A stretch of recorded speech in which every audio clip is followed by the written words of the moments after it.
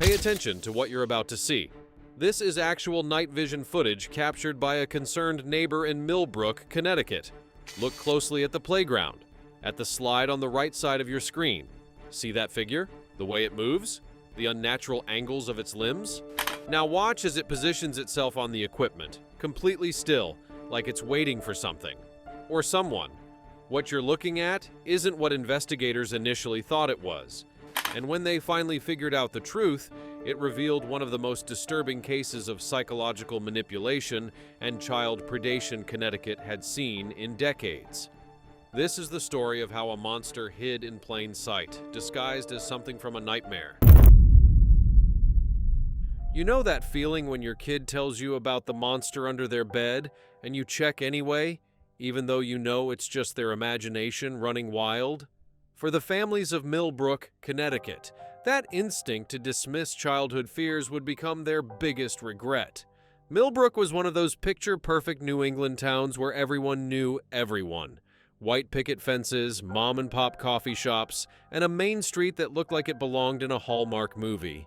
The kind of place where kids still rode their bikes until the streetlights came on, where parents felt safe letting their children walk to school alone.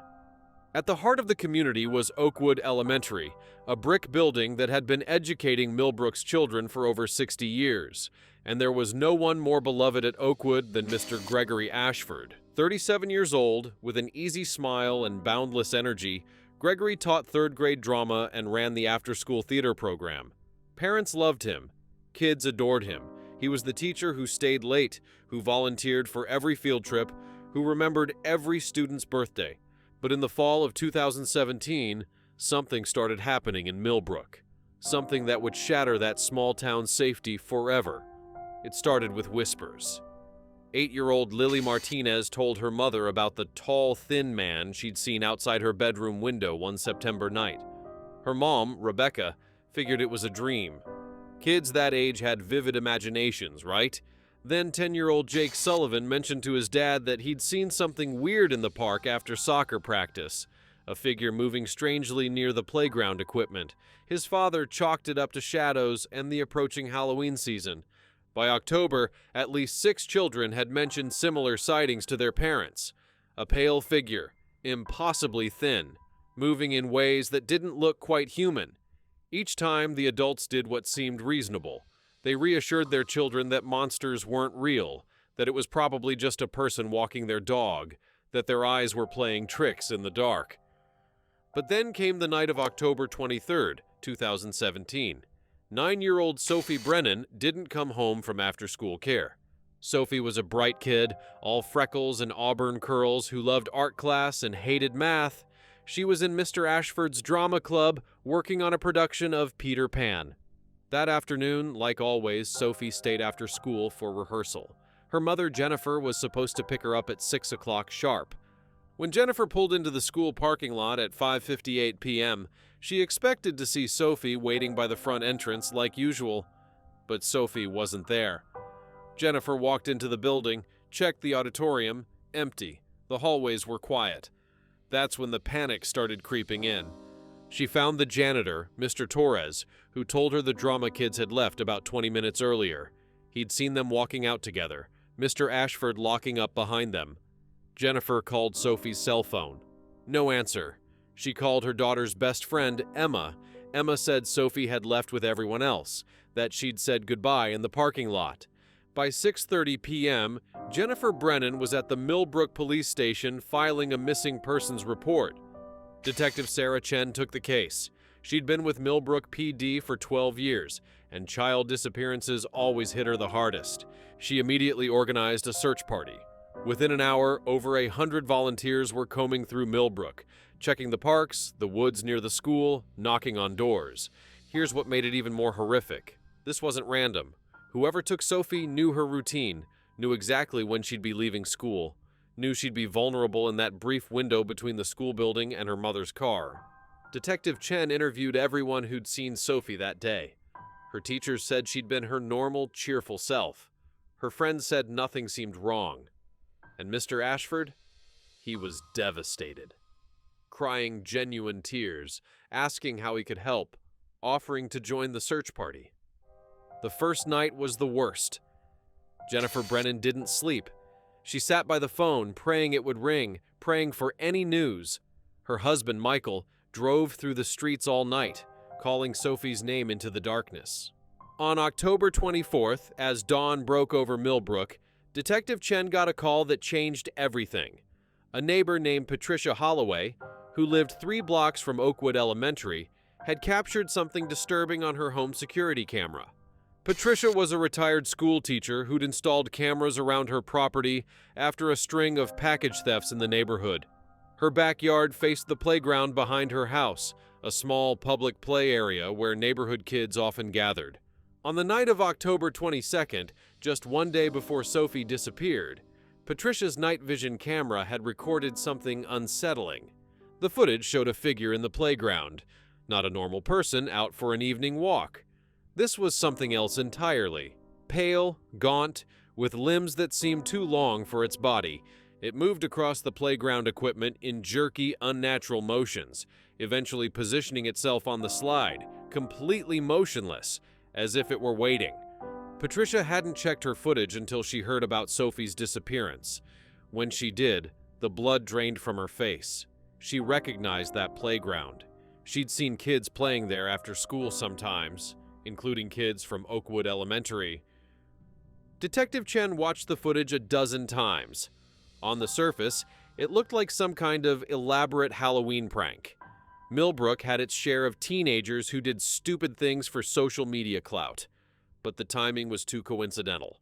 A creepy figure lurking near a children's playground, and less than 24 hours later, a 9-year-old girl vanishes. Chen launched a 2-pronged investigation. One team continued searching for Sophie. The other started trying to identify the figure in the footage. They canvassed the neighborhood, asking if anyone had seen someone in a costume. They checked social media for any posts about pranks or Halloween activities. Meanwhile, more parents started coming forward. Mrs. Patterson said her daughter Emily had been having nightmares about a skeleton man for weeks. Mr. Kowalski mentioned that his son wouldn't sleep with the curtains open anymore because he was afraid of the thing outside. 7-year-old Noah Davis told his parents he'd seen the tall man standing at the edge of the school playground during recess, just watching.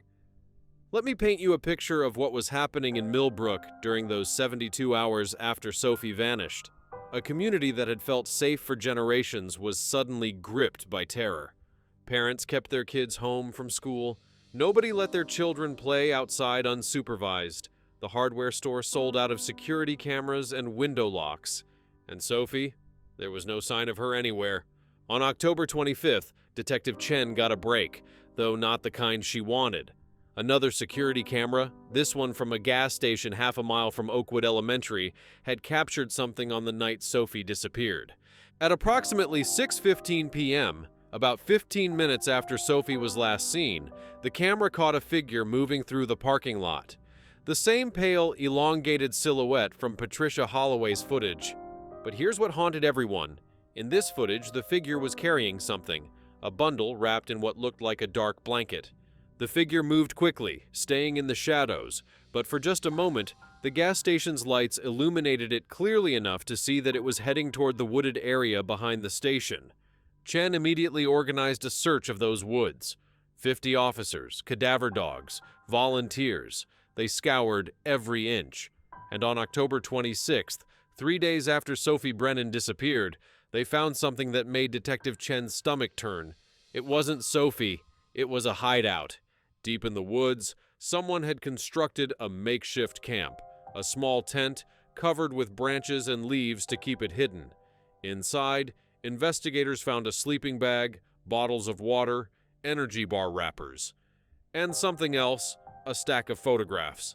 Dozens of them, all of children. Children playing at parks, children walking to school, children at birthday parties. Sophie Brennan was in at least 15 of these photos. The discovery of the campsite changed everything. This wasn't a crime of opportunity. This was planned, methodical. Someone had been watching these kids for weeks, maybe months, photographing them, studying them. Detective Chen assembled a task force. FBI agents were called in, child psychologists, digital forensics experts. They started with the photographs, trying to identify locations, date stamps, anything that could lead them to who took them. Here's the thing about small towns. Everyone has a theory. Tips flooded the police station.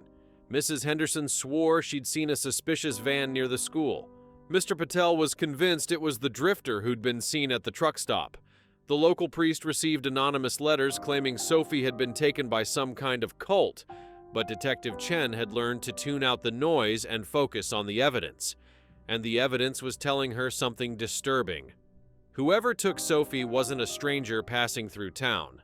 This was someone who knew Millbrook, knew the school schedules, knew which kids stayed after for programs, knew the blind spots in the neighborhood where cameras wouldn't catch them.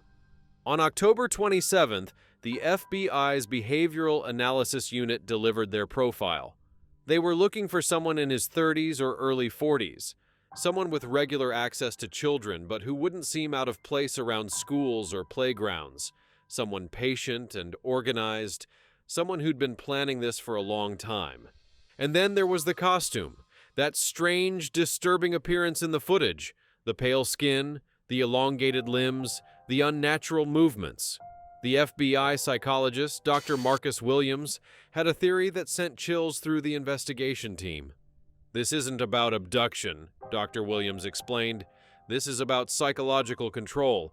Whoever is behind this has been terrorizing these children, making them afraid to speak up, grooming them through fear. The costume is designed to seem otherworldly, alien even.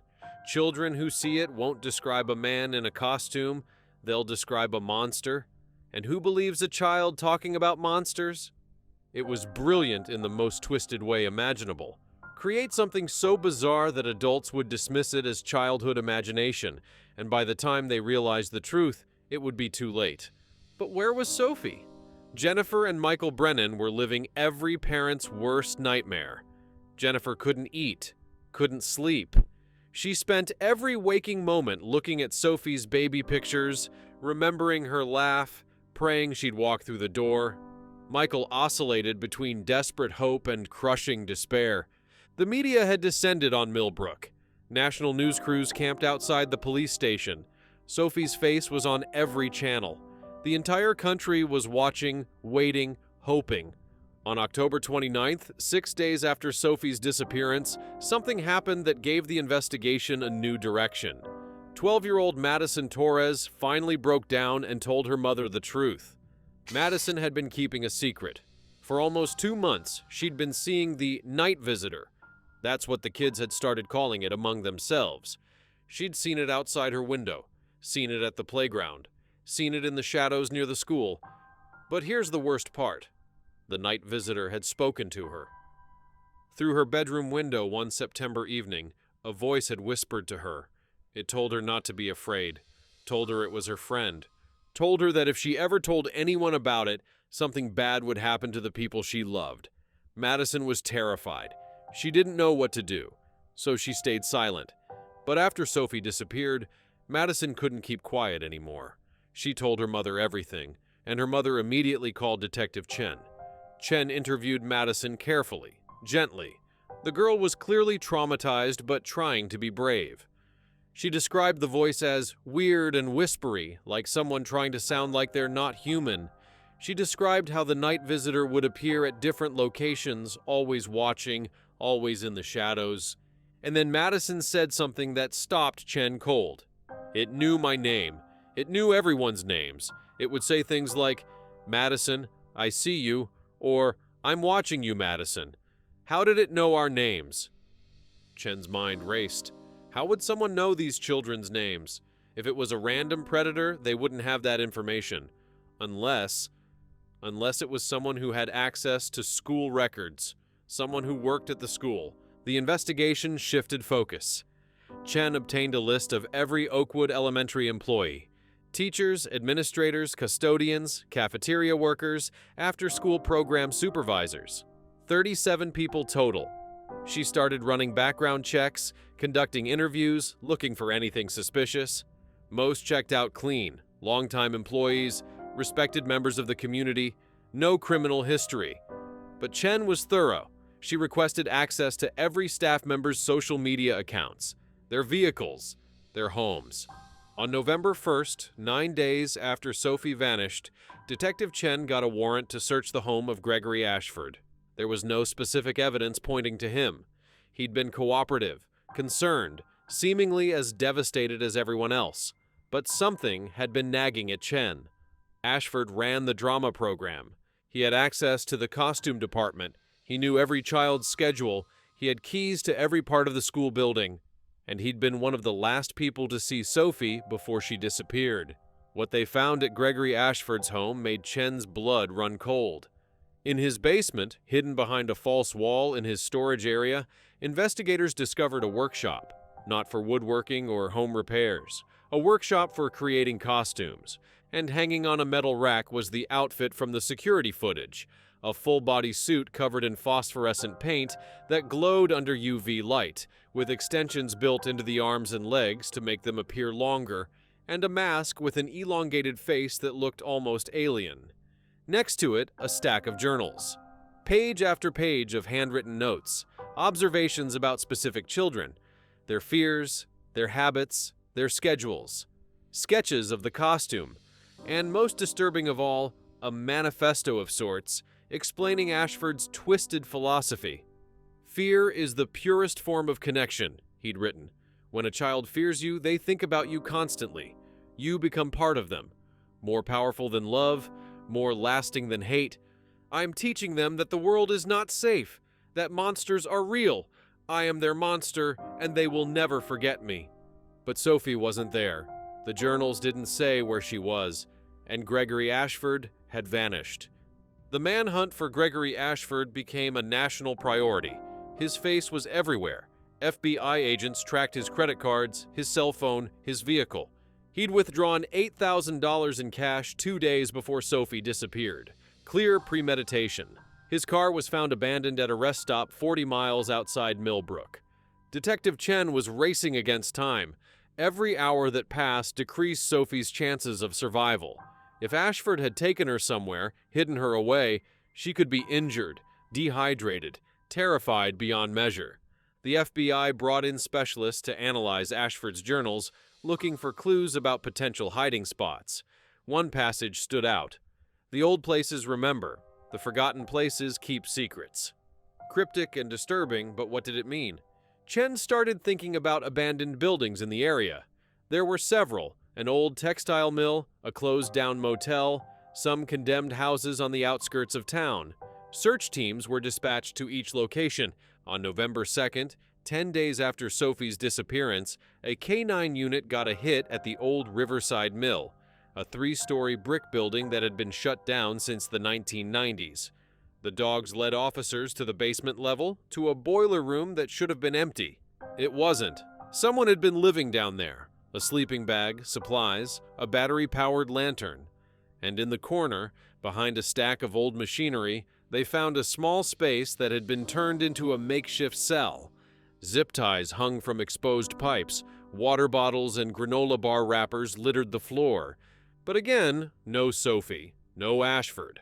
They'd been there, but they'd left. Recently, too. The sleeping bag was still warm. Chen felt like she was always one step behind. Ashford was smart. He'd planned for this. He had backup locations, escape routes. He was treating this like one of his theatrical productions, except the stakes were horrifyingly real. Then came the break they needed. A truck driver named Dale Morrison contacted police. He'd seen the news about Gregory Ashford and recognized him. 2 days earlier, on October 31st, Dale had given a ride to a man matching Ashford's description at a rest stop. The guy had claimed his car broke down. Dale had driven him about 60 miles north, dropping him off at another rest stop near the Vermont border. But here's what Dale remembered most. The man had been carrying a large duffel bag, and Dale had heard something from inside the bag. A muffled sound. At the time, he'd thought maybe it was a pet, a dog or cat. But now, seeing the news, he wondered if it had been something else. Someone else. Vermont State Police joined the search. If Ashford had crossed state lines, he was now facing federal kidnapping charges. The net was tightening. On November 3rd, a woman named Helen Pritchard called the police tip line. She managed a small, rundown motel in northern Vermont. The kind of place that didn't ask many questions if you paid in cash. A man matching Ashford's description had checked in 2 days ago, room 14. Helen hadn't thought much of it at the time, but he'd been strange, very specific about not wanting housekeeping, always keeping the "Do Not Disturb" sign on the door. A tactical team was assembled: FBI, Vermont State Police, Detective Chen. They all converged on the Pinewood Motel. It was late afternoon, the sky already darkening with early November cold. The plan was carefully coordinated. They couldn't risk Ashford harming Sophie if he felt cornered. At 4:47 p.m., officers surrounded room 14. Detective Chen's heart was pounding. This could end two ways. Either they'd rescue Sophie alive, or they'd find the worst-case scenario that she couldn't let herself imagine. "Gregory Ashford, this is the FBI. Come out with your hands visible." Silence. "We have the building surrounded. There's no way out. Send the girl out first, and we can talk." More silence. 5 seconds, 10, 30. And then the door opened. But it wasn't Gregory Ashford who stepped out. It was Sophie Brennan. She was alive, scared, exhausted, traumatized, but alive. She stumbled out of the room, and officers immediately rushed to her, wrapping her in blankets, checking for injuries. Behind her, Gregory Ashford emerged slowly, hands raised, that same easy smile on his face that had fooled an entire community. "Is this really necessary?" he asked, as if they were overreacting. "I didn't hurt her. I would never hurt a child." Detective Chen had to fight every instinct not to put him on the ground herself. Instead, she watched as officers cuffed him, read him his rights, loaded him into a vehicle. Sophie was rushed to the hospital, where her parents were already waiting. The reunion between Sophie and her family was something Chen would never forget. Jennifer Brennan collapsed to her knees, pulling her daughter into her arms, sobbing. Michael wrapped around both of them, crying openly. Sophie, through her own tears, kept saying, "I want to go home. I just want to go home." But the investigation wasn't over. Now they needed to understand the full scope of what Ashford had done. Over the next few weeks, as Sophie began working with therapists and slowly shared her story, a truly disturbing picture emerged. Ashford had been stalking children in Millbrook for over 6 months. The night visitor routine had started in April 2017. He'd been appearing at windows, in playgrounds, in shadows, all while maintaining his persona as the beloved teacher everyone trusted. His journals revealed that Sophie wasn't his first victim. He'd been grooming her specifically for months, learning her fears, her habits, her vulnerabilities. The night he took her, he'd lured her back to the school with a text from a burner phone, pretending to be her mother, saying there was an emergency and Sophie needed to wait at the back playground. When Sophie got there, the night visitor was waiting. He'd drugged her with something that made her compliant but conscious. Sophie remembered being carried, remembered being in the woods, in the mill, in the motel, but like she was watching it happen to someone else. She'd tried to scream, but couldn't make sounds come out. It was a living nightmare. Investigators also revisited Patricia Holloway's security footage, the original recording that had shown the night visitor on the playground. With new context and enhanced digital analysis, they were able to match the figure's distinctive gait to Gregory Ashford's walk.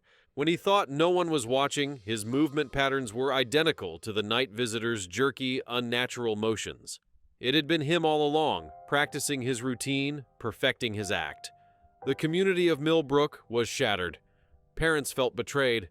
How could they have missed this? How could someone they trusted with their children be capable of such evil? The guilt was overwhelming. But here's what Dr. Williams, the FBI psychologist, explained to them. Predators like Gregory Ashford are experts at manipulation. They're skilled at building trust, at hiding in plain sight. You didn't fail your children. He was a predator who spent years perfecting his disguise. The aftermath of the night visitor case rippled through Millbrook for years. The community came together in ways both beautiful and heartbreaking.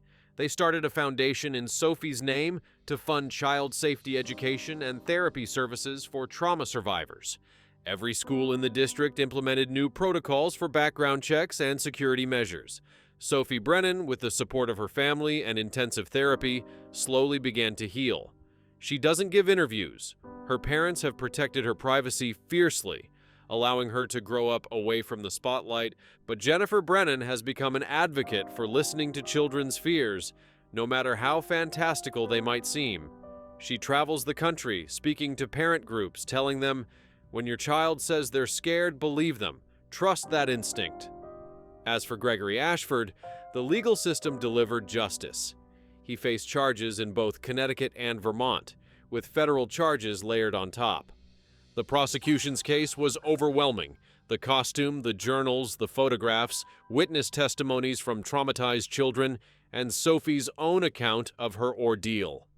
Gregory Ashford was convicted of kidnapping of a minor, aggravated child endangerment, unlawful restraint, transportation of a minor across state lines with intent to engage in criminal activity, stalking, terroristic threatening, and multiple counts of child endangerment.